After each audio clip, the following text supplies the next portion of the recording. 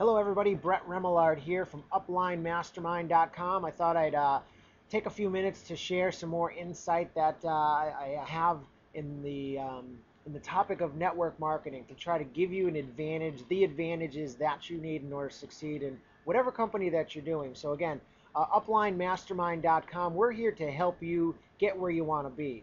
Now the only way that you generally fail in network marketing is to quit. People get discouraged and they decide to quit. More people than others, they decide to quit pretty quickly into the game, like pretty quickly into getting started because they've gotten frustrated right away. They say this doesn't work and they quit. Now, you need to back up. And before you consider yourself into network marketing, let's take analogies. I like to use analogies. I like to use stories because it helps me learn to attribute my own life to a certain story that I've heard. So let's use an idea of running a road race. Let's say that we've decided to run the Boston Marathon. Now, if you're going to run the Boston Marathon, what's the first thing that you're going to do before you start that race? You're actually going to go training for it, I would hope. There's no way you're running 25 miles or whatever it is without going and getting trained first. So let's go back to network marketing and say the first 2 to 6 weeks that you're in business, you're in a network marketing business, this is considered your training. So you are in business, it's job on experience while you're learning, but most importantly, you need to be going over your website, you need to be maybe reading some self-help books, you need to be taking the initiative to watching videos such as this. You need to get yourself prepared, you need to talk to your upline, you need to do three-way calls, you need to find out how the successful people are doing it. You need to learn in order to start the race. Once you're ready, once you're excited and you have that ambition and ready to go, now you're officially in network marketing and you're off and running. So don't feel that you're in network marketing the second that you've made that decision to join. So that's one thing. The other thing about a race versus network marketing is there is no finish line. So as long as you don't quit, everybody's a winner. Now when you start a race, you're going to have one guy that takes off like a bat out of hell. You got the rest of the group that, chugs along and, is steady the whole way, and then you got some people that are behind. Again, if nobody quits, we're all going to get there. There is no finish line. The guy that took off in front generally is going to get caught up by the pile. So again, if you continue on, if you don't quit, you're going to win the race, even though there is no finish line. Now, the next analogy I want to throw at you is the thought of, let's say construction, building a building. We've all been driving by construction sites or, watching a skyscraper, say, being built from the ground up. Now, this takes forever to happen, it seems. We're driving by this, there's always construction. But if you think about it, the forever in your mind was really the foundation being built. The amount of time that it took to get the plumbing in the ground and to get the concrete all set up and the electric all set up and everything that goes into the foundation in order to build this high rise. You can't just go and start a high rise on day one and start building like crazy and think that that thing is going to last forever, because it just won't. So it's the same idea with this. You're building a foundation, you're learning before you get started in network marketing, and you need to do this in order to build a team that's going to be there to stay. If you go back to chapter 2 where I talked about 5 times 5 equals 625, that's the idea of the salesman going out there with the salesman mentality and recruiting 625 people himself. There's people out there that can do that, but it's not duplicatable and it's not going to survive. The company's not going to continue to grow unless you build the group right, start off with a handful of the right people and continue to build it from there. So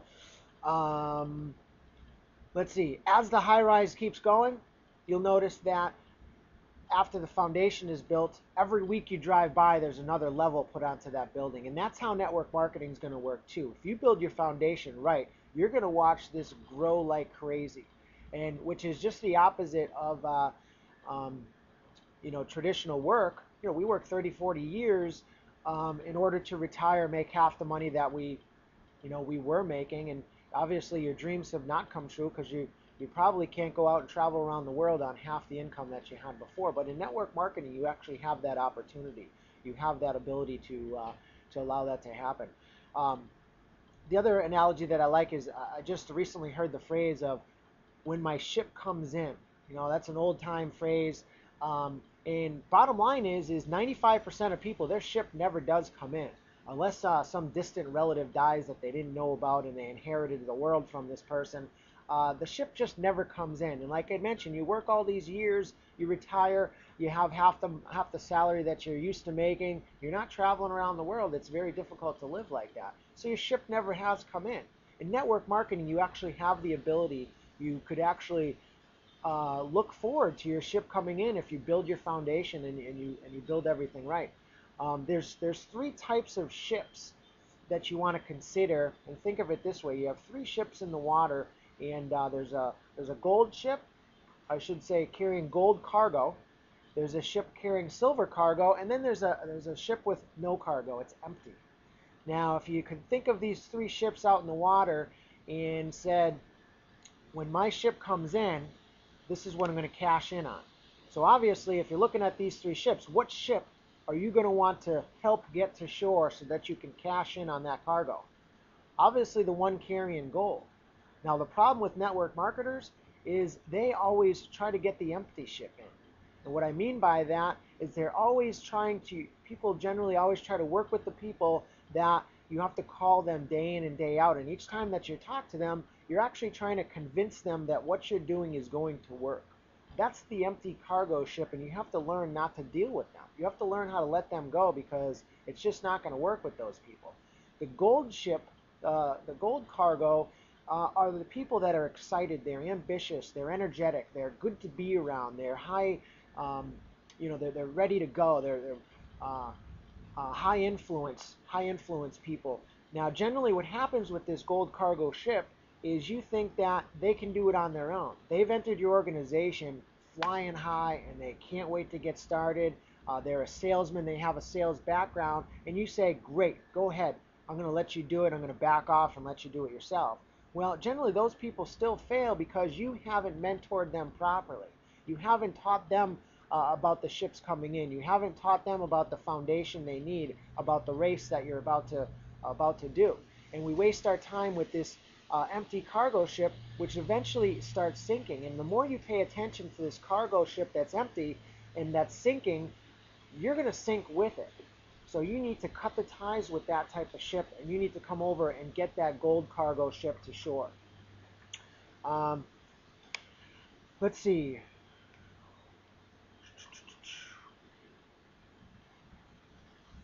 Now, the other thing I just want to bring up is, what do you do with these gold ships?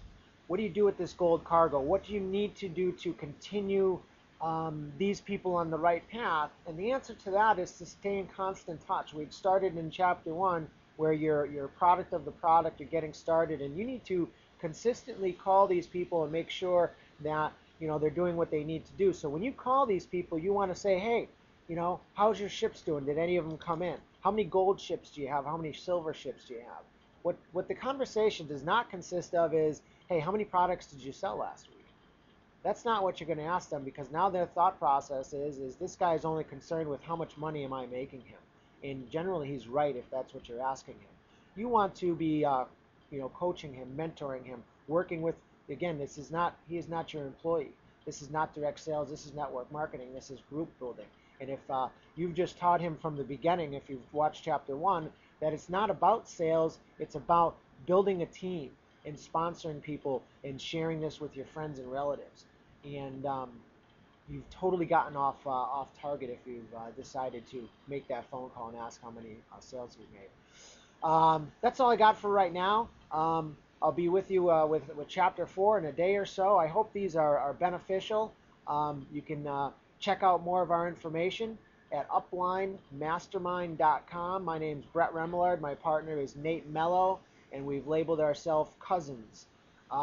We hope to see and hear from you. Hope to help anybody that needs the help. My phone number, 413-427-6195. My job's to help you. I don't care what business you're in. I can help you get what you need out of the company that you're growing right now. Thanks, and have an awesome day.